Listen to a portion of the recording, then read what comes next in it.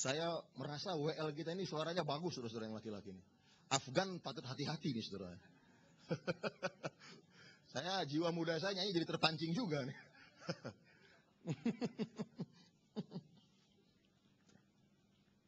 Ada baiknya juga ya sebelum khotbah. Ini kan musisi-musisi gereja ini bisa juga tampil di sekuler, band-band gitu kan. Bikin lagu jadi populer begitu. Cuman gaya hidup musisi sekuler yang ya segala macam jangan ditiru. Supaya jadi contoh kira-kira begitu ya. Memang saya jujur akui karakter-karakter vokalis di gereja itu bagus-bagus ya. Cuman tidak sedikit juga dari penyanyi gereja yang dulunya alim ulama begitu ya. Begitu terjun di dunia sekuler, tahu yang namanya fee, tahu yang namanya uang, nikmatnya hidup bebas. Orang Madura bilang jadi ancor. Jadi ancor. Tapi kalau memang bisa, wah bagus. Jadi berkat, jadi saksi sesama musisi. Baik, kita membuka Alkitab kita bersama-sama. 2 Korintus pasal yang kelima, ayat yang pertama. Mari kita membuka Alkitab kita.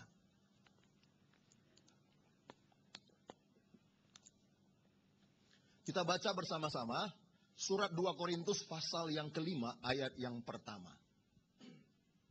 Kalau Bapak Ibu sudah menemukan, monggo dibaca bersama-sama dengan saya. Di depan juga ada ya di layar ya.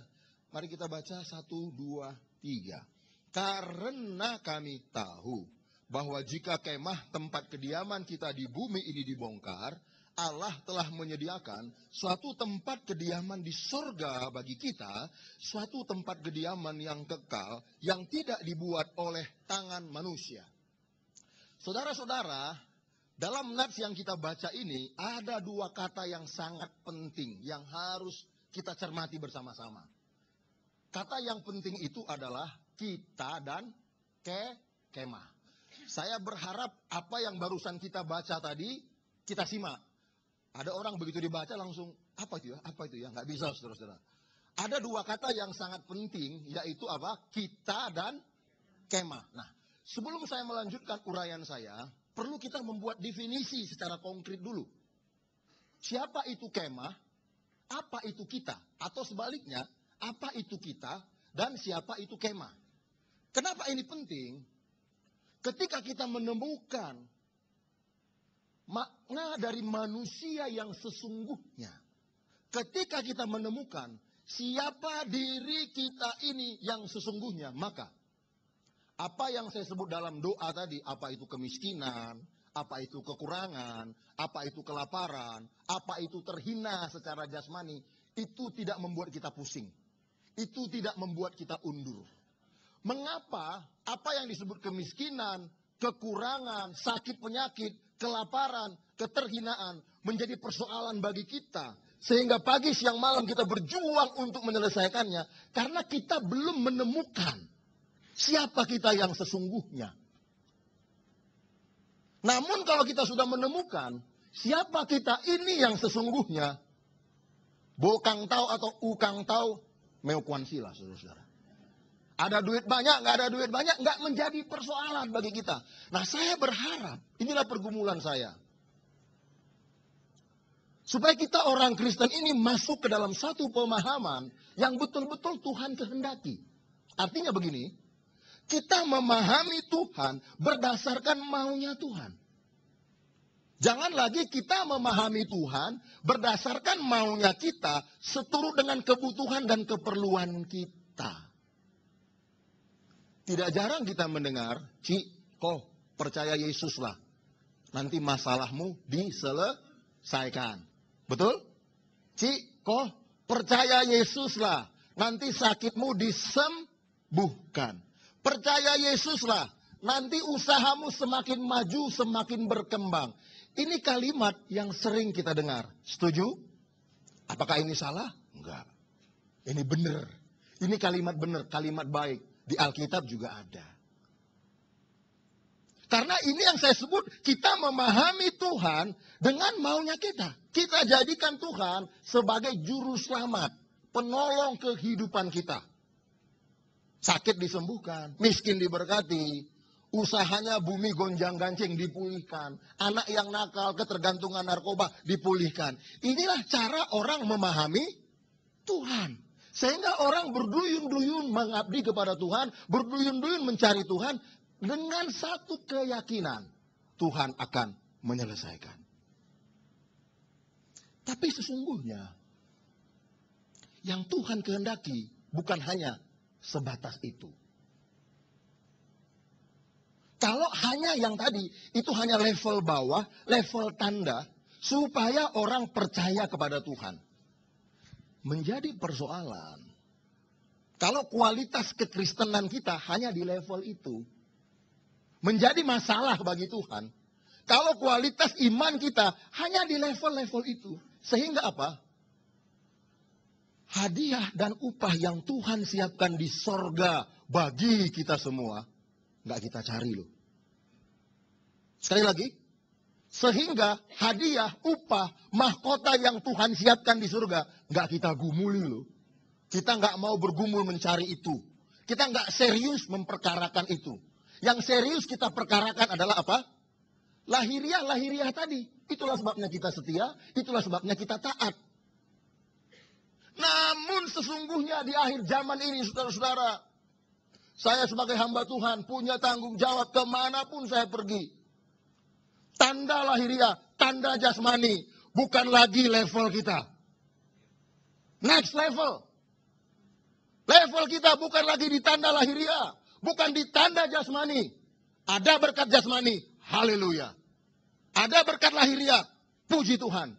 Kalaupun tidak sebanyak yang didapatkan orang, kalaupun tidak sebanyak yang kita harapkan, itu bukan menjadi persoalan.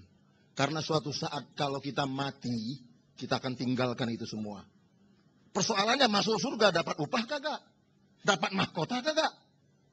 Kita percaya bahwa one day semuanya kita akan mati.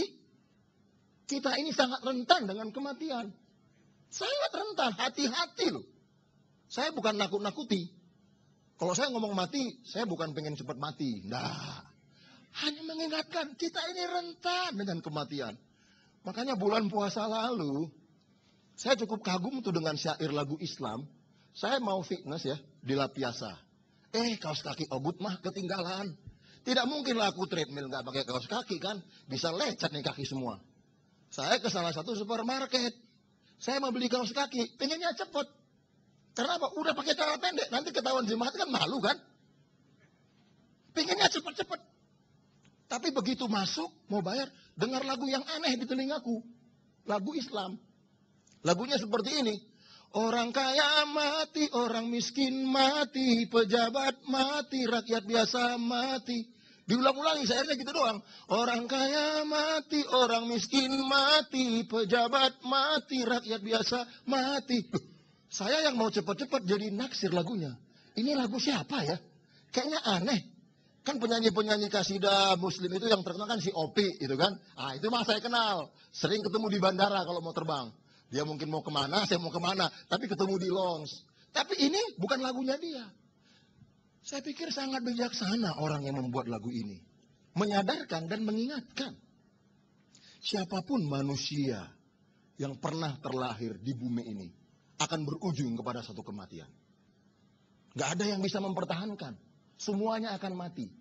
Tetapi orang yang percaya kepada Tuhan Yesus, dia bukan hanya berujung kepada kematian lahiriah, bukan hanya berujung kepada kematian jasmani, dia akan bersambung pada kehidupan kekal di surga. Satu kehidupan yang lebih bermutu, lebih berkualitas daripada hidup yang kita jalani hari ini. Satu kehidupan yang sudah ada sebelum dunia ini diadakan. Jadi sudah ada kehidupan, sudah ada tatanan pemerintahan, sudah ada tatanan kerajaan, jauh sebelum bumi ini ada. Jauh sebelum Adam diciptakan, sudah ada. Nah, orang yang setia dan taat kepada Tuhan Yesus, SSM, setia sampai mati, dia akan masuk ke sana. Kehidupan apa? Di surga. Jadi sudah ada kehidupan di surga. Di mana Allah yang kita sembah dalam nama Tuhan Yesus, rajanya. Rakyatnya itu malaikat-malaikat. Namun dikacaukan oleh Lucifer, si iblis. Nah, suatu saat, sesuai dengan waktu yang Tuhan tentukan, iblis, si Lucifer itu akan dibuang ke neraka selama-lamanya. Dan kita yang setia dan taat ini, SSM ini, akan masuk ke sana. Saya menggunakan sana karena tujuan kita sana. Namun sebetulnya ini pengulangan. Dan yang kedua, bukan hanya sekedar masuk. Bukan hanya sekedar masuk. Ada upah, ada mahkota di sana. Ini yang mau saya sampaikan. Supaya kita serius. Amin. Kita dan kemah. Apa itu kemah? Tadi kan Paulus bilang begini. Karena kami tahu bahwa jika kemah tempat kediaman kita dibongkar, Allah telah menyediakan suatu tempat di sorga. Apa itu kemah? Apa? Manusia lahiriah. Manusia jasmani. Ini loh. Yang saudara lihat hari ini agak ganteng-ganteng ini loh. Nah ini kemah nih. Ini bukan manusia yang sesungguhnya. Ini bukan manusia yang sebenarnya. Ini mah apa? Kemah. Suatu saat akan dibongkar. Coba waktu Anda berkemah. Suatu saat ketika Anda hendak kembali pulang ke rumah. Kemah itu Anda bongkar nggak? Anda bongkar kan? Kalau masih bagus. Kalau udah jelek, dia jelek udah. Capek-capekin beban tikul. Jadi aja lah. Oh ini mau pulang. Betul? Itu kemah akan dihancurin. Bahkan untuk menghilangkan jejak dibakar. Supaya apa? Musuh tidak bisa mencari jejaknya. Itulah kemah. Itulah hakikat lahiriah ini. Itulah hakikat daging ini. Akan berakhir, akan mati, tidak kekal. Celakanya. Kita terjebak pada urusan-urusan yang gak kekal ini. Kita memusingkan urusan-urusan yang bakal ancor ini. Kita berjuang mati-matian, bahkan sampai nipu, sampai ngibul, sampai menyakiti hati Tuhan untuk urusan ini, samcan ini. Jadi saya makin gemuk ya. Makin gemuk, aduh payah. Siap bak terus. Repot juga. Dulu saya nggak seperti ini, agak badanku dulu tidak begini, nggak. Sekarang tambah ancur saudara perutnya. Nah kita terjebak hanya untuk urusan-urusan ini. Makanya saya berharap kita ini kan orang Kristen lama ya. Yuk pemahaman kita meningkat. Supaya apa? Target Tuhan, goal Tuhan atas hidup kita selama kita mengembara di bumi ini tercapai. Nah kemudian siapa itu kita? Kalau kita sudah membahas kemah adalah manusia lahiriah, jasmani. Siapa itu kita? Paulus berkata, kita itu adalah manusia batiniah. Itu di perikop sebelumnya. Dalam 2 Korintus 4 ayat 16, 17, dan 18. Paulus bilang begini, sekalipun manusia lahiriah kami semakin merosot, kemah kami semakin merosot, namun manusia batiniah kami diperbaharui hari demi hari. Itulah sebabnya kami tidak khawatir. Itulah sebabnya kami tidak tawar hati. Meskipun ada penderitaan, ada kesulitan, ada aniaya. Terkadang dalam memberitakan Injil kekurangan makanan. Dalam memberitakan Injil dipagut ular. Dalam memberitakan Injil kapalnya terombang ambing. Paulus bilang, meukuansi. Gak ada masalah. Karena apa? Biar aja. Manusia batinnya bakal mati kok. Bakal hancur kok. Kemah bakal hancur kok. Tapi manusia lahiriah maksud saya, manusia batinnya akan diperbaharui hari ke hari. Jadi kalau Paulus berkata kita, dan hari ini kalau saya berkata kita, bukan yang tampak ini loh.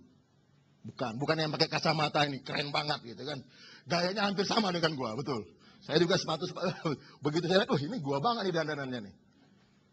Bukan yang kelihatan ini Pak. Kalau saya berkata kita, bukan yang kelihatan ini. Ini mah kemah. Tapi kalau saya berkata kita, sesuai dengan 2 Korintus 5, kita itu satu pribadi yang sedang berkemah. Saya nggak bisa lihat. Karena apa? Kemahnya tertutup rapat. Sletingnya tertutup rapat. Saya nggak bisa lihat. Dengan mata jasmani saya tidak bisa lihat kita-kita ini. Yang hari ini saya lihat adalah apa? Kemah. Nah Paulus bilang, jika kemah tempat kediaman kita ini dibongkar, Allah telah menyediakan apa?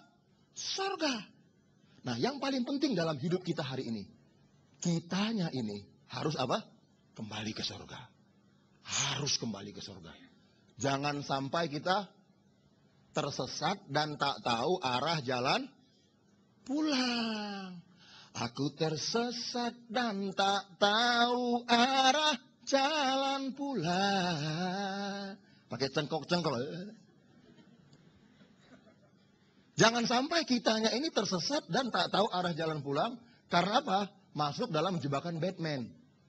Apa itu jebakan Batman? Kekayaan, kehormatan, kemuliaan. Ini iblis bisa kasih. Yang penting kita tersesat dan tak tahu arah jalan pulang. You minta apa aja sama iblis dikasih. Dikasih. Minta kemuliaan, minta kehormatan, dikasih. Tapi ingat, ada tumbal. Ada tumbal. Iblis tidak mungkin kasih cuma-cuma. Enggak. Jadi karena itu kita harus kembali kemana? Ke surga. Nah, bagaimana caranya supaya kitanya ini kembali ke surga? Ini yang penting. Kalau lahiriah ini mah urus sederhana aja lah. Saya pikir lahiriah ini semakin lama di bumi juga semakin susah. Bener enggak? Semakin lama di bumi semakin susah. Sekarang aja mah kita umur sacap sampai sicap happy-happy. Kenapa? Fisiknya sehat. Apalagi kalau uang banyak. Udah kayak raja aja lah di bumi ini. Betul? Coba kalau kita nggak mati-mati. 70 tahun, 80 tahun, 90 tahun. Emang enak hidup di bumi umur 80 tahun? Ayalah. Lu pikir enak? Nggak enak. Semakin lama hidup di bumi jangan pikir enak. Semakin nggak enak. Walaupun banyak uang. Sekarang banyak uang masih 40 tuh. Masih 35 tuh. Kemana aja kita bisa pergi kan? Apalagi uangnya banyak. Kalau udah tua, jalan aja udah susah. Uang banyak mau untuk apa coba? Yang lebih nggak masuk akal lagi udah jalannya begini. Lihat yang jidat licin. Bisa aja sama dia ya kan? Jalan mah udah begini nih. Tapi begitu lihat yang gitar sepanjang. Kalau itu kata orang, aduh, tobat. Boleh ingat surga, ingat neraka gitu loh. Masa udah opak, masih sempet-sempetnya. Ada nggak orang begitu? Ada. Saya kalau jalan di Mall Kelapa Gading, kalau opa-opa tua, saya perhatikan tuh. Iya, benar, saya perhatikan.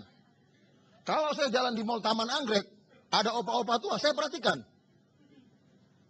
Kan remaja-remaja itu kan dandanannya kan mantep-mantep kan. You can see, jebret. Ya kan? Celana pendek bukan segini. Segini. Sekarang lagi model tuh. Saya berharap jangan ada lah yang pakai itulah. Kita lah. Aduh, pusing lah kepala lah. Kalau celana pendek segini sih, oke lah ya kan. Nah ini semakin pendek semakin mantap. Saya iseng. Tanya harganya di mall. Mahal loh. Aduh, cabai deh aku pikir. Mahal loh. Tak pikir-pikir sementang pendek, bahannya kan berkurang tuh. Harganya makin mahal. Harganya mahal. Aku pikir-pikir apa banyak yang salah dengan pemikiran orang ya? Masa udah pendek mahal dibeli lagi, dipakai lagi. Nah, kalau itu opa lihat dan dia agak gini-gini, gue curiga nih. Ini orang gak ingat surga neraka nih. Tapi kalau tuh opa biasa aja jalan walaupun dituntun, wah ini tipe suami yang setia sama istrinya. Kelihatan, nggak bisa dipungkiri. Emang pendeta nggak ada yang begituan juga? Hah? Gua nggak usah ngomong lah. Sesama pendeta dilarang saling mendahului. Saya memang belajar memaksakan diri. Kenapa saya bilang kata memaksa? Keinginan daging ini harus dipaksa. Tahu nggak? Keinginan daging ini harus disiksa. Bukan hanya dipaksa, disiksa. Tahu nggak disiksa? Supaya hancur bener. Kalau kita nggak berani memaksa atau menyiksa keinginan daging, itulah yang membuat kita menjadi pemberontak Allah. Emang mata gue ini nggak normal? Normal tahu. Gue tahu mana yang bentuk-bentuk bulu mata badai. Gue mah tahu. Tahu gue. Yang dari Australia, yang dari Italia, gue tahu. Tapi persoalannya hidup ini mau cari apa? Hidup ini hanya mau ngurusin begitu-begituan doang. Saya pikir enggak. Ya, nah kita ini harus kembali ke surga.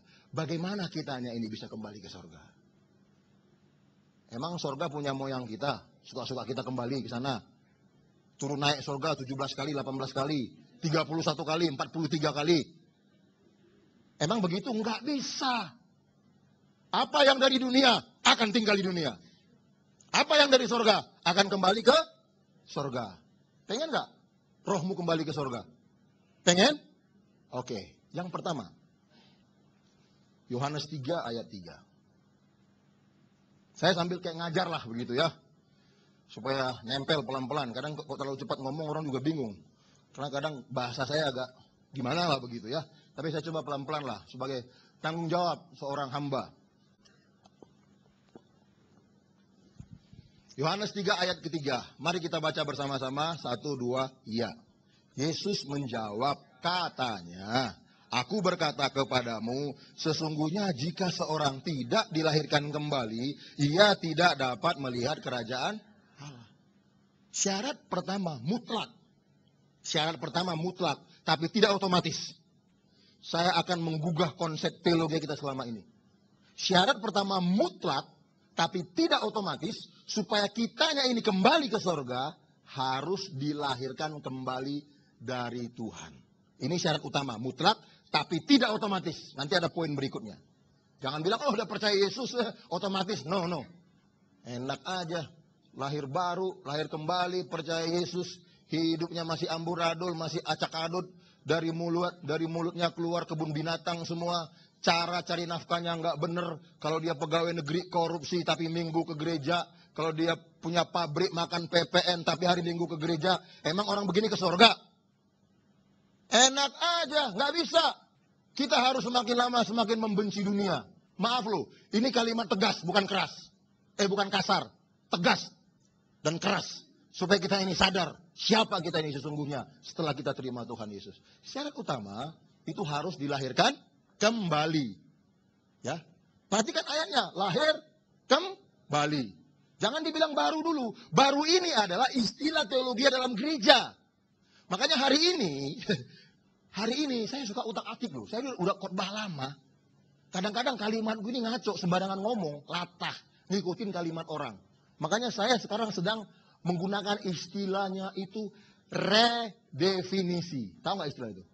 Mendefinisikan ulang segala sesuatu yang diucapkan. Karena apa? Kita ini udah kelantur, jauh.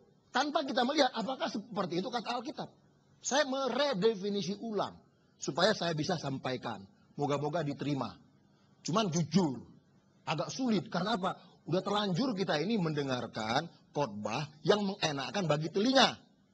Udah terlanjur lama kita ini mendengarkan khotbah yang menyamankan lahiriah kita. Udah terlalu lama bro. Terlalu lama.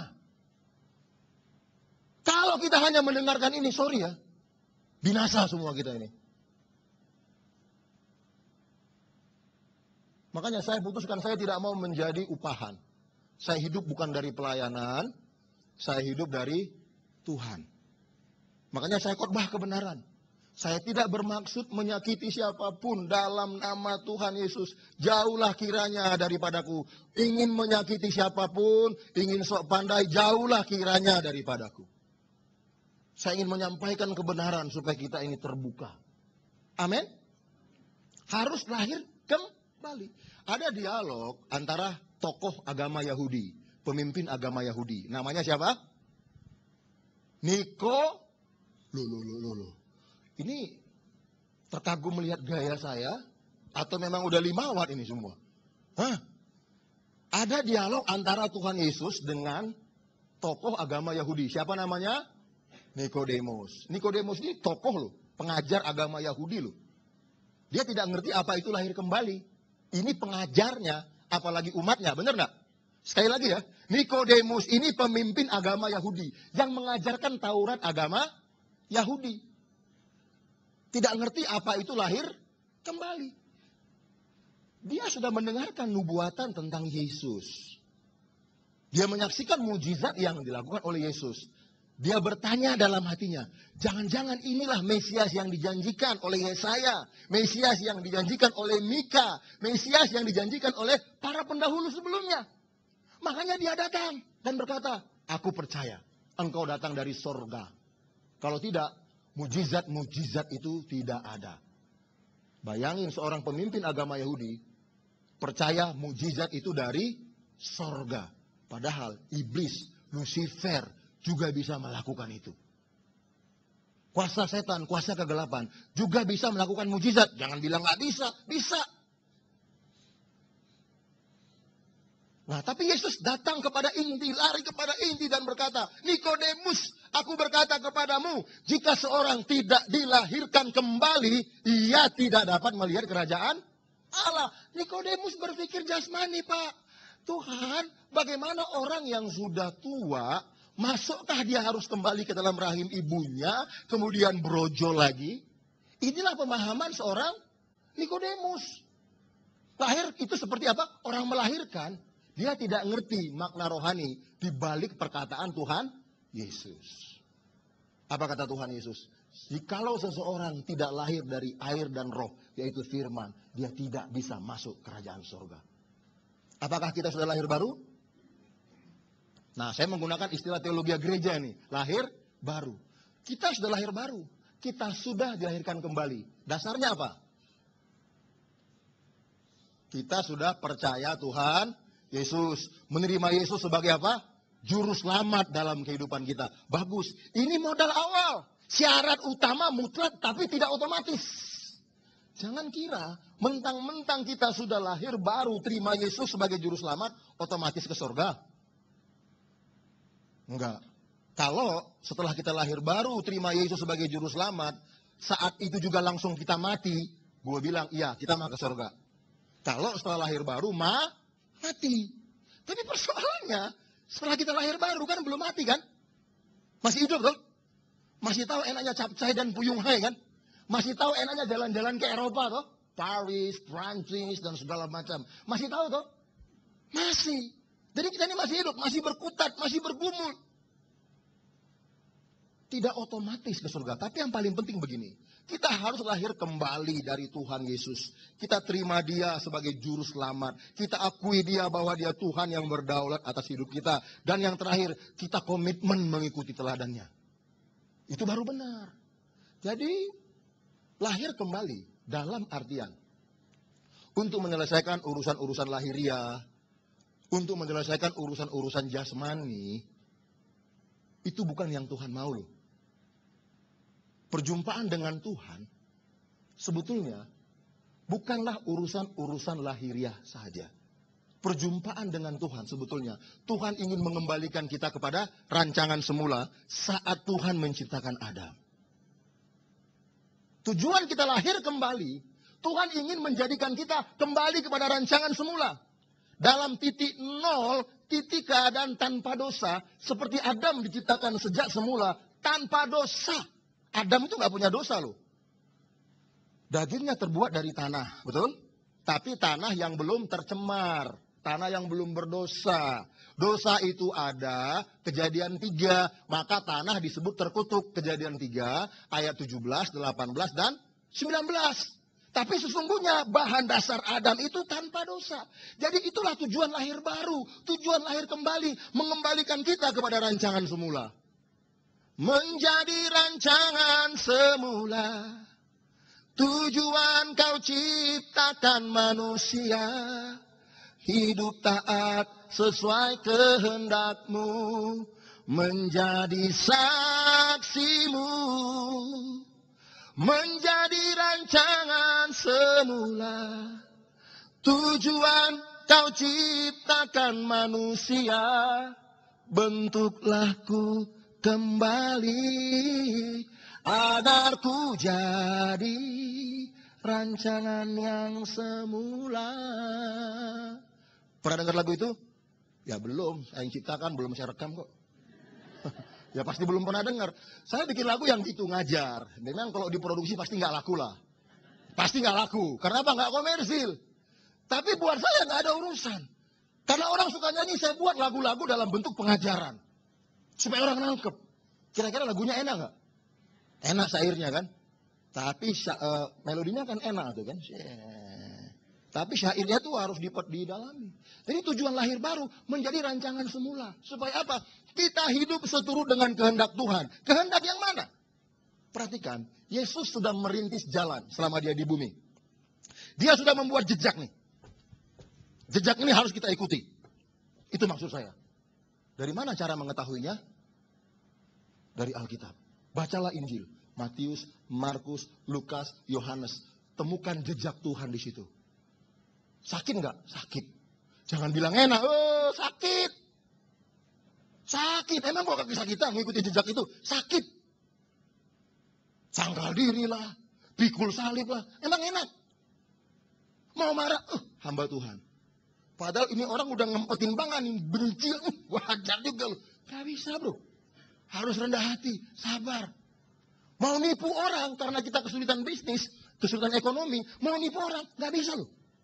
Kita memilih berada dalam posisi sulit demi kebenaran daripada keluar dari kesulitan melanggar firman. Emang enak? Enggak enak. Tapi itulah jejak yang mulia. Itu jejak yang agung. Yang tidak ditorehkan oleh siapapun selain Yesus Kristus. Udah mulai emosi sedikit. Jadi kita menjadi rancangan semula supaya mengikuti jejak. Terus apa kaitan lahir baru dengan berkat-berkat lahiriah? Kan ini yang paling kita demani, bener gak? Bener gak? Apa kaitan lahir baru? Memang ada. Tapi hanya sebatas tanda awal. Banyak orang gak percaya Tuhan sebelum melihat tanda. Ada orang percaya kepada Tuhan setelah melihat tanda. Tandanya apa? Ya mujizat. Sembuh, diberkati, usahanya maju. Ini kan tanda. Nah sekarang begini. Kita ini udah lahir baru. Udah lama dah, mungkin ada yang setahun, ada yang 2 tahun, ada yang berapa tahun. Masihkah sampai hari ini kita mengikut Tuhan, yakin 100%, Tuhan itu ada karena tanda? Saya berharap bukan itu lagi level kita. Level kita bukan lagi di batas tanda. Ada tanda, puji Tuhan. Tidak ada tanda pun, puji Tuhan. Inilah yang saya maksud. Jadi ketika kita lahir baru, kita berada dalam titik nol. Karena apa? Alkitab berkata, setiap manusia yang lahir dari Adam, dia sudah berdosa, dosa turunan. Tanpa terkecuali semua orang. Nah dia perlu lahir baru, supaya apa? Masuk ke dalam kerajaan surga. Itu modal awal bagi dia. Setelah dia lahir baru, dia harus hidup hati-hati. Filipi pasal 2 ayat yang ke-12. Kita diminta untuk mengerjakan keselamatan. Bukan karena keselamatan, bukan karena upaya kita diselamatkan, bukan. Kita tidak mungkin bisa mengerjakan keselamatan tanpa diselamatkan. Karena apa? Bagaimana kita bisa tahu apa itu keselamatan sebelum kita diselamatkan? Betul? Setelah kita diselamatkan, baru kita bisa mengerjakan apa? Keselamatan. Itu yang benar. Nah, bagaimana cara mengerjakan keselamatan? Nanti poin yang kedua. Tapi yang paling penting, poinnya hari ini. Ketika kita telah dilahirkan kembali, terima Yesus sebagai Tuhan dan Juru Selamat. Itu langkah awal bagi kita. Untuk apa? Masuk ke surga. Modal awal bagi kita. Untuk apa? Menikmati surga. Modal awal bagi kita. Untuk apa? Menikmati upah dan mahkota yang Tuhan siapkan di surga. Saudara, kita ini orang Kristen. Amin. Orang Kristen. Pengikut Yesus. Kita ini bukan orang Yahudi. Agama kita bukan agama Yahudi. Kita harus bisa mempelajari Alkitab dengan benar. Mana itu teks, mana itu konteks. Supaya kita tidak terjebak dalam tradisi-tradisi Yudaisme, di mana kebaikan Tuhan hanya digambarkan dengan 3 hal. Yang pertama, menang perang. Yang kedua, jarahan yang banyak dalam perang. Yang ketiga, panen yang berlimpah-limpah. Orang Yahudi melambangkan kebaikan Tuhan hanya itu. Hanya lahiriah, hanya jasmani. Menang perang, dalam peperangan jarahannya banyak yang mau dibawa ke perkemahan Israel. Sambil mereka bawa bertrompet. Yang ketiga, panen yang berlimpah-limpah. Tapi kita ini Kristen. Kebaikan Tuhan bukan lagi di level itu. Kebaikan Tuhan Allah telah datang ke dalam dunia, menjadi manusia, menebus dosa kita, memberikan teladan hidup, kemudian mati, bangkit, naik ke surga, menyediakan tempat kembali bagi kita semua. Amin. Itulah kebaikan Tuhan, nggak ada yang lain lagi. Itulah Kristen. Tapi kalau kita ingin memilih gaya hidup Yahudi, itu pilihan Anda. Kalau kita ingin memilih tradisi Yahudi, itu pilihan Anda. Tapi jangan menyesal ketika kita menghadapi kekekalan nanti. Sementara ada yang lain terima upah, terima mahkota. Kita mah begitu-begitu aja. Ke surga, ya ke surga. Karena apa? Engkau hidup seperti orang Yahudi hidup. Tetap ke surga. Tetapi engkau tidak mendapatkan upah dan mahkota. Tidak memerintah bersama-sama dengan Kristus. Disitulah akan terjadi penyesalan. Kenapa dulu khotbah Pak Nehemia gua nggak turutin ya? Nanti biasanya gitu loh, orang menyesal kalau udah terjadi. Nah hari ini saya bilangkan, saya mengingatkan kita semua bahwa tujuan lahir baru mengembalikan kita kepada rancangan semula. Yang kedua, Efesus pasal yang ke-6. Mari kita lihat.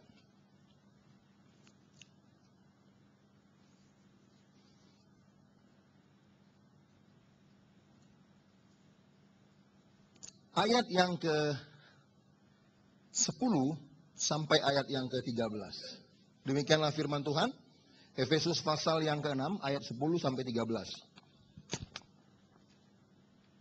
Akhirnya, hendaklah kamu kuat di dalam Tuhan, di dalam kekuatan kuasanya. Kenakanlah seluruh perlengkapan senjata Allah, supaya kamu dapat bertahan melawan tipu muslihat iblis. Karena perjuangan kita bukanlah melawan darah dan daging, tetapi melawan pemerintah-pemerintah, melawan penguasa-penguasa, melawan penghulu-penghulu dunia yang gelap ini, melawan roh-roh jahat di udara. Sebab itu, ambillah seluruh perlengkapan senjata Allah, supaya kamu dapat mengadakan perlawanan pada hari yang jahat itu, dan tetap berdiri sesudah kamu menyelesaikan segala sesuatu. Yang kedua, perjalanan kita menuju surga. Kalau saya ngomong kita itu siapa? Bukan yang kelihatan ini, tapi manusia batinnya. Perjalanan kita menuju surga adalah sebuah peperangan rohani. Kita ini sedang berperang loh. Kita ini sedang berperang. Lawan kita bukan jasmani, lawan kita bukan lahiriah. Itulah sebabnya saya menganjurkan, jangan tiru kepercayaan-kepercayaan lain. Yang tidak seiman, yang tidak seagama, dibasmi, dibunuh, diserang, dibenci. Aneh itu. Agama Kristen tidak seperti itu. Pengikut Yesus tidak seperti itu. Justru musuh kita diperintahkan untuk dikasihi. Berat nggak?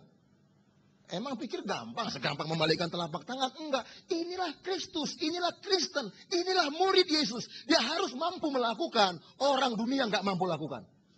Kalau hanya kita mampu melakukan yang orang dunia lakukan, berarti Roh Kudus tidak berfungsi dalam kehidupan kita. Kalau kita mengaku dipenuhi Roh Kudus berfungsi dalam hidup kita, maka kita mampu melakukan orang dunia nggak mampu lakukan. Dalam hal apa? Sangkal diri dan pikul salib. Kalau orang dunia begitu gampang emosi, begitu gampang marah, kita tidak boleh. Kalau orang dunia begitu menghadapi kesulitan, menghadapi persoalan ekonomi, korupsi, makan PPN, peras orang, kita tidak boleh seperti itu. Tapi keadaannya berat, biarin. Itulah hakikat Kristen. Itulah hakikat murid Kristus. Kenapa? Hari-hari ini kita berperang. Lawan kita siapa? Darah dan daging? Bukan. Lawan kita roh-roh jahat, penguasa-penguasa di udara yang selalu menjebak keinginan kita. Jadi jangan engkau bertempur, jangan engkau berperang, ya, melawan roh-roh jahat. Kau tengking setan, dalam nama Yesus. Keluar rumah, dalam nama Yesus. Dalam nama Yesus. Diketawain bro. Diketawain sama dia. Maaf lo ya, saya harus ngomong kebenaran. Musuh kita roh-roh jahat, iya. Tapi jangan petantang-petenteng, saya diberikan kuasa. Haleluya, menaklukkan musuh. Musuh yang mana? Memang lagunya kan bagus. Ku diberi kuasa. Benar sebetulnya syairnya. Tapi harus jelas musuhnya yang mana? Iblis roh jahat, iya. Tapi dalam bentuk apa? Dalam bentuk keinginan kita yang bertentangan dengan firman Tuhan. Nafsu serakah, egoisme, ingin sukses sendiri dengan cara yang haram, melakukan segala perkara-perkara yang tidak benar. Yang penting apa? Dagingnya semakin kuat. Itulah musuh kita. Bisakah kita memerangi keinginan yang bertentangan dengan firman Tuhan setiap hari? Itulah musuhmu yang paling besar. Jadi kalau engkau ingin seremonial, ambil minyak, ambil apa, tengking sana, tengking sini, boleh. Itu Yahudi. Kalau engkau ingin seremonial, bikin peperangan di jalan, peperangan rohani, boleh. Itu Yahudi. Tapi jangan engkau melakukan itu. Kelihatannya seremonialnya bagus banget. Pakai bahasa roh lagi, bagus sekali. Tapi cara kerja kita hancur. Kita seorang pekerja yang gak jujur. Usaha kita itu acak-adut, amburadul. Makan PPN, makan pajak. Hidup kita ini nggak benar di hadapan Tuhan. Kita coba ngumpet-ngumpet dari orang. Dari hamba-hamba Tuhan kita coba ngumpet. Nggak ada artinya bro. Lebih bagus. Tiap hari kita berperang. Tuhan, saya sadar hari ini saya berperang. Begitu bangun, ngomong sama Tuhan. Tuhan, saya akan bekerja cari nafkah untuk keluarga. Saya tahu saya sedang berperang. Musuhku iblis tidak mau saya hidup benar. Cari nafkah tidak benar. Berikan aku kekuatan. Berikan aku kemampuan. Untuk mengalahkan setiap jebakan-jebakan Batman yang disediakan oleh iblis. Supaya aku tidak menyakiti hatimu. Begitu engkau bangun, sebutkan. Karena engkau sedang berperang. Nah, waktu berperang, namanya berperang. Yang namanya berperang itu pasti nggak enak, betul? Coba tanya prajurit. Kalau Anda pernah membaca atau nonton film serial silat ya. Jenderal Yang Ye-se. Saya punya itu serialnya itu. Sampai sekarang saya simpen. Kenapa? Saya suka Jenderal Yang Ye-se. Punya 7 Jenderal Yang, punya anak juga kan. 6 mati, cuma 1 yang hidup. Tapi saya paling benci pengkhianatan Van Ren Bao atau Van Ren Mei. Itu pokoknya begitulah. Coba tanya, kalau kita tanya prajurit, yang namanya berperang itu nggak enak. Makan secukupnya, diirit. Supaya apa? Siapa tahu perang masih panjang. Sehingga nggak kelaparan. Kan begitu. Peluru diirit, strategi, semuanya. Kenapa? Sedang berperang. Lokasinya berperang. Saudara, di bumi ini kita berperang. Jangan kau istirahat di bumi. Nanti istirahat di mana? Di mana istirahatnya? Di surga. Di mana tidak ada lagi kejahatan. Nggak ada lagi kuasa setan. Tidak ada kegelapan. Yang ada hadirat Tuhan. Di bumi ini bukan tempat istirahat. Di bumi ini tempat berperang. Makanya saya bilang, kalau kita berani hidup, beranilah untuk setia dan taat. Kalau kita berani percaya kepada Tuhan Yesus, beranilah untuk setia dan taat. Kepalang tanggung kan. Udah percaya Yesus, lahir kembali, tidak mau berperang, tanggung. Udah perang sekalian. Sampai kapan? Sampai mati. Begitu kita mati, tutup mata. Begitu buka mata, yang kita lihat wajah Tuhan Yesus. Wow, terima kasih Tuhan. Gue sampai ke surga. Mana upahku Tuhan? Ntar dulu. Jangan ngomong upah dulu. Ke surga aja sulit, apalagi terima upah. Enak aja. Kalau kita hanya datang, duduk, diam. Datang, duduk, diam. Sorry loh. Aku harus ngomong loh ini. Gak ada upah. Gak ada upah. Kurang tegas. Gak ada upah. Enak aja. Gak ada upah. Jadi yang harus kita pahami dan sadari adalah di bumi ini kita sedang berperang. Ya, hati-hati. Nah, pertanyaannya begini ya. Saya pernah bilang, saya sedang mengubah konsep kristologi saya. Dulu saya beranggapan bahwa Tuhan Yesus itu gak mungkin bisa berbuat dosa. Karena apa? Dia Tuhan, betul? Proses lahirnya pun ajaib. Tidak ada pertemuan, maaf ya, sel telur dan sperma. Kita ini kan semua terlahir, maaf, antara pertemuan sel telur mama dan sperma orang tua kita, bapak kita. Makanya kita lahir. Tapi Yesus, tidak ada pertemuan kedua hal itu. Makanya dulu saya meyakini bahwa Tuhan Yesus tidak mungkin bisa berbuat dosa. Tapi saya belajari. Saya ini kan bukan orang yang sempurna dalam belajar. Hari demi hari saya belajar. Saya gali sampai saya menemukan kebenaran. Nah, ternyata Yesus juga punya keinginan. Betul? Jangankan Yesus yang menggunakan manusia batinnya, kemah, Lucifer saja, iblis itu yang tidak punya jasmani, dia hanya roh, dia juga berdosa, punya keinginan. Betul? Apalagi Yesus yang punya wujud lahiriah, punya wujud jasmani. Jadi sangat mungkin. Buktinya apa? Ketika di Taman Getsemani, apa doa Tuhan Yesus? Ya Tuhan, jikalau boleh, biarlah cawan ini lalu daripadaku. Ada satu keinginan untuk keluar dari apa? Sesuatu yang telah ditetapkan oleh Allah kepada dia untuk ditaati. Ada ingin keluar. Karena apa? Berat. Coba, dihina lu. Dihina. Dari lahirnya aja dia disebut bayi yang haram, tanda kutip. Dari lahirnya. Karena apa? Bapaknya secara jasmani Yusuf ingin menceraikan mamanya secara diam-diam. Dari lahir aja, proses lahirnya, tanda kutip, dia sudah terhina. Dianggap anak haram. Yang tahu itu hanya Yusuf, yang tahu itu hanya Maria. Emang tetangga kiri, tetangga kanan bisa nerima iman itu seperti kita? Nggak bisa.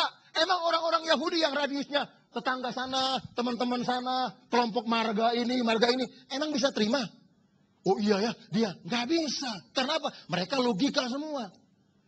Wah, itu anak haram, anak haram, anak haram. Berat memang jalan yang dia rintis untuk menjadi corpus delicti, pembanding ketaatan Lucifer, itu berat. Tapi ternyata setelah saya gali, saya pelajari dengan baik, Yesus mampu melepaskan segala keinginan yang bertentangan dengan firman Tuhan. Makanya hari ini saya mengajak kita berpikir ya, mungkinkah kita tidak berbuat dosa lagi? Mungkinkah manusia tidak bisa berbuat dosa? Kalau dibilang tidak bisa berbuat dosa, bisa. Tapi kalau pertanyaannya, mungkinkah manusia tidak berdosa? Jangan cepat-cepat jawab, pikir dulu. Kalau Anda menggunakan teori relativisme, ya, kalau kita menggunakan teori relativisme, semuanya direlatifkan, maka kita akan berkata, nggak mungkin. Betul? Pasti. Tapi coba pikir. Berdasarkan Alkitab, mungkinkah Anda atau saya atau kita semua sejak kita lahir kembali tidak berbuat dosa lagi sampai mati? Gimana cara jawabnya? Bisa apa enggak? Saya berikan contoh, nanti jawab sendiri dah. Kalau hamba Tuhan bikin contoh, keputusan di tangan Anda. Adam, diperintahkan Tuhan begini, jangan makan buah itu, betul? Iya. Pada akhirnya Adam makan buah itu dan Hawa, betul? Pertanyaannya, dari mana dia tahu makan buah itu, jangan makan buah itu, Tuhan melarang. Tapi iblis datang menggoda dia. Pertanyaannya, apakah Lucifer memaksa Adam makan buah itu? Adam, makan buah itu. Kalau kau nggak makan, kutampari kau nanti. Kusiksa kau nanti. Begitu katanya? Nah sekarang begini. Ketika Anda sedang berperang di hari-hari yang jahat, yang disebut dalam Alkitab tadi yang kita baca, apakah dosa memaksa Anda berbuat dosa? Apakah kejahatan memaksa Anda berbuat kejahatan? Apakah korupsi memaksa Anda harus korupsi? Jadi pertanyaannya, bisakah seorang yang sudah lahir kembali tidak berbuat dosa lagi? Bisa? Loh, kok ragu-ragu? Jawab yang mantap. Tak ulangin deh. Apakah dosa pernah memaksa Anda berbuat dosa? Apakah kejahatan pernah memaksa Anda berbuat kejahatan? Apakah perihal menantang Tuhan, setan memaksa kita harus melawan Tuhan? Enggak. Oke. Pertanyaannya, setelah kita lahir kembali, bisakah kita tidak berbuat dosa lagi? Hah? Ada yang bilang tidak bisa. Alasannya apa? Tapi kita pilih yang demokratis saja lah ya. Semuanya bilang, bisa. Ya kita pilih. Itu yang benar. Bisa. Kalau kita mau bisa. Persoalannya kita ini nggak mau. Karena apa? Nggak mau susah, nggak mau sulit, nggak mau sangkal diri, nggak mau pikul salib. Itu yang menjadi persoalan. Nanti kalau udah mati baru nyesel. Anda akan mencari khotbah beginian nih. Benar. Nanti kalau udah mati menghadapi kekekalan, Anda akan mencari khotbah begini. Nggak jumpa lagi. Karena apa? Udah selesai. Mumpung hari ini kita dengarkan khotbah-khotbah yang menghantami daging kita, jasmani kita. Supaya apa? Kita ke sorga. Jadi hari ini ya, waspadalah. Perhatikan apa hal yang sering membuat kita berdosa. Kalau kita serakah di harta, hati-hati mulai sekarang. Ya, cucilah uangmu. Saya dukung Anda untuk mencuci uang. Walaupun ada undang-undang money laundering, TPPU, tindak pidana pencucian uang. Tapi hari ini saya perintahkan Anda, cuci uangmu. Cuci. Jangan ketawa-ketawa, cuci uangmu, emang enak aja. Selama ini sebelum kita lahir baru, kita bisa kaya, punya ini, punya itu. Kita nipu orang, kita korupsi. Sampai sekarang aman. Emang udah selesai? Harus berani engkau berperilaku seperti siapa? Zakheus. Apa kata Zakheus? Zakheus itu kaya loh. Petugas pajak. Bukan petugas partai, bukan. Petugas pajak dia. Ketika dia berjumpa Yesus, dia lahir baru. Ini orang serakah. Pemungut cukai ini enggak semua, tapi Zakheus ini pemungut cukai yang serakah. Makanya kayaknya minta ampun, walaupun badannya ndek begini saudara ya. Tapi serakah. Ketika dia berjumpa Tuhan Yesus, hal yang paling membuat dia berdosa karena keserakahannya, dia singkirkan. Setengah dari hartaku akan kubagi-bagikan kepada orang miskin. Dan kalau ada yang kutipu di sini, akan kukembalikan berapa kali lipat? Nanti kalau ada waktu, kalau saya diundang lagi, saya akan khotbah pencucian uang. Cuci uang kita emang enak aja. Dulu itu harusnya haknya orang, karena kelicikan kita jadi hak kita. Dulu harusnya itu milik orang, karena keganasan kita jadi milik kita. Emang itu udah beres? Belum. Harus dibereskan. Supaya apa? Kita ini mulus ke surganya ini. Kita nggak terikat dengan dunia ini lagi. Karena kita bukan berasal dari dunia. Kita berasal dari surga. Sejak kita lahir baru. Tepuk tangan dulu bagi Tuhan Yesus. Nah, ini gaya pendeta. Kalau jemaatnya sudah agak 5 watt, 7 watt, suruh tepuk tangan, saudara. Supaya apa? 100 watt lagi. Tapi intinya, oke lah, kita ini berperang. Lawan kita siapa? Keinginan kita. Perang itu. Kalau kita berkata, setelah kita lahir baru, kita bisa tidak berbuat dosa lagi. Ayo. Saya juga nggak sempurna, Pak. Bu, saya nggak sempurna. Saya sedang berjuang. Sedang berjuang terus mati-matian. Dan saya tahu sakit. Saya ini juga kerja. Saya ini supplier. Salah satu perusahaan BUMN. Jangan Anda pikir, wah Bapak mah enak ngomongnya, Bapak pendeta. Nggak tahu dunia kerja. Gua kerja, bro. Gua kerja. Gua kerja. Kalau dulu saya titip, saya sogok, saya suap. Nggak peduli sama gua. Apa yang dibilang si Ahok tentang pemilihan bukan lagi langsung, tapi dengan orang-orang yang dipilih oleh, itu gua kerjain dulu. Gua kerjain. Kita kandangin orangnya, supaya milih pilihan kita. Gua kerjain. Cuman kan terlalu frontal Ahoknya ngomong, itu menurut saya. Tapi ini kita aja lah di sini. Saya tahu, dunia kerja saya tahu. Nah hari ini saya rela lah kehilangan 10 juta dalam sekali telepon. Kehilangan 17 juta dalam sekali telepon. Karena apa? Saya nggak mau nitip. Kalau saya bilang, Pak, saya kasih. Tapi jangan dilebih-lebihkan. Saya kasih, keuntunganku tak kurangi, tapi tidak sebanyak yang kau minta. Oh, nggak mau, Pak, nggak boleh. Kalau gitu, Bapak jangan kirim barang deh. Yang lain aja. Dia ancam, nggak apa-apa. Padahal kalau saya oke, umpamanya begini. Kita deal harga 17. Tapi dia bilang, bikin harganya 22. Yang 5 itu buat gua. Nanti setelah perusahaan saya transfer ke perusahaan Bapak, store kembali ke saya lewat jalur belakang. Aman kan? Kalau nggak ketahuan KPK, aman. Tapi di sini loh KPK-nya. KPK-nya tuh di sini, sakit. Orang kan takut dengan KPK yang di Kuningan kan? Kalau gua takut dengan KPK yang di mana? Sini. Jauh banget ke Kuningan ya kan? KPK gua tuh deket. Aduh. Enggak deh. Nah, ketika saya bilang iya, cuan datang, tapi di sini sakit. Tapi ketika gua bilang enggak usah kirim barang juga nggak apa-apa. Di sini happy, yang sakitnya di sini. Gitu. Tapi sebentar doang. Tapi di sini happy-nya minta ampun. 1 kali bisa, 2 kali pasti bisa.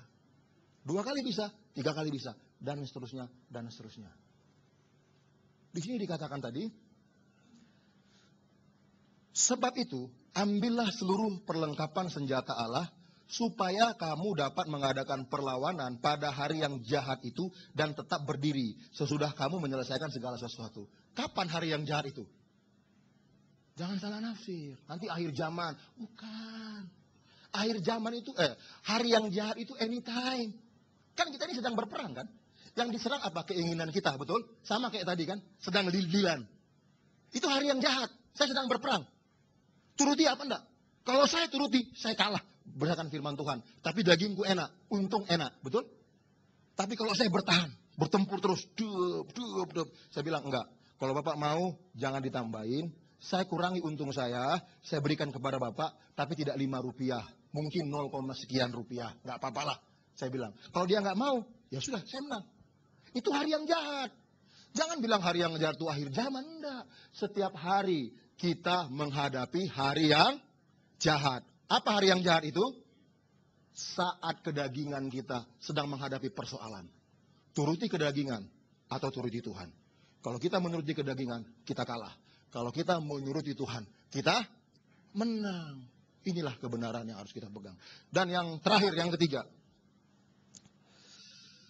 2 Timotius pasal yang ke-4, ayat 7 dan 8.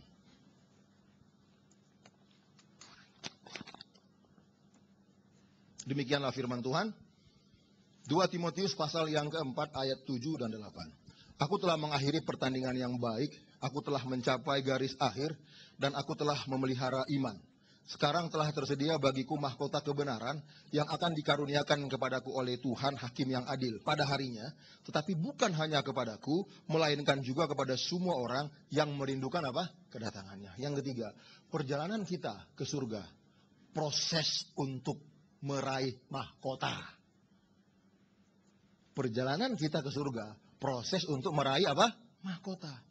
Ada upah, ada mahkota yang Tuhan siapkan kepada kita semua yang setia dan taat kepada Tuhan sampai akhir, di mana kesetiaan dan ketaatan kita ini bermuara kepada pemenangan jiwa. Ada jiwa yang kita menangkan. Saudara, kita ini orang karismatik. Amin. Semangat karismatik itu apa? Nginjil. Semangat karismatik itu apa? Nginjil. Baca sejarah bertumbuhnya gereja-gereja karismatik di Indonesia. Gereja karismatik di Indonesia bertumbuh bukan karena teolog-teolog yang hebat, doktor teologi, ya bukan.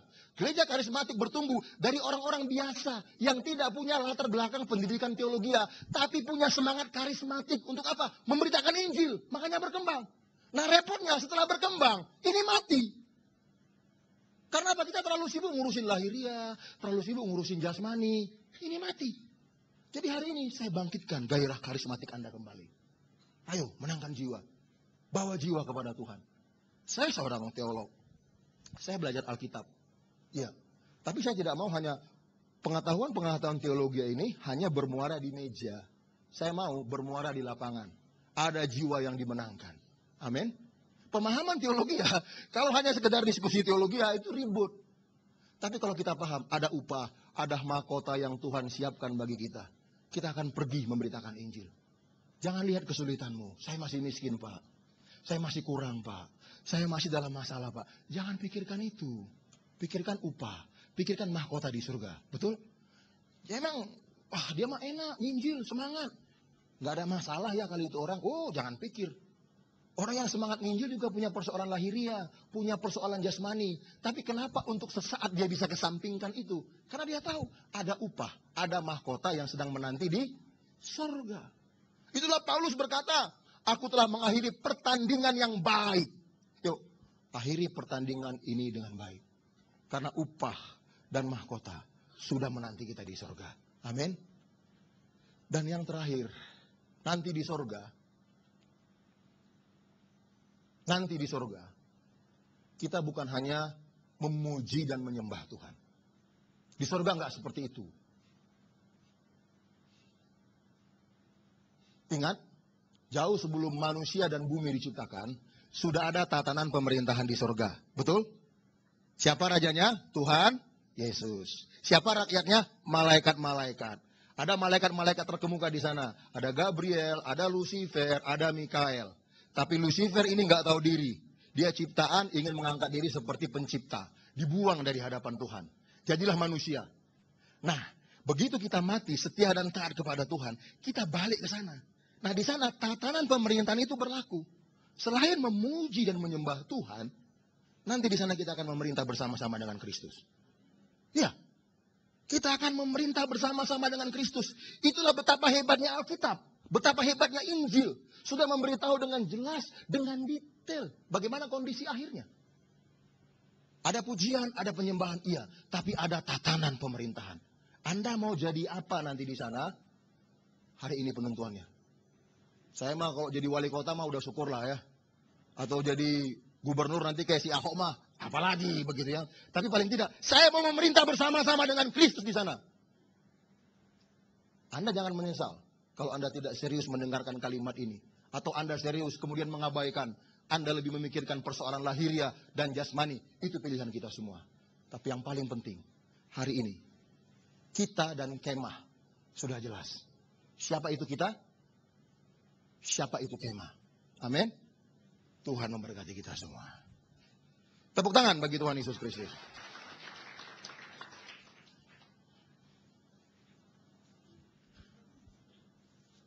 Mari kita bangkit berdiri bersama-sama.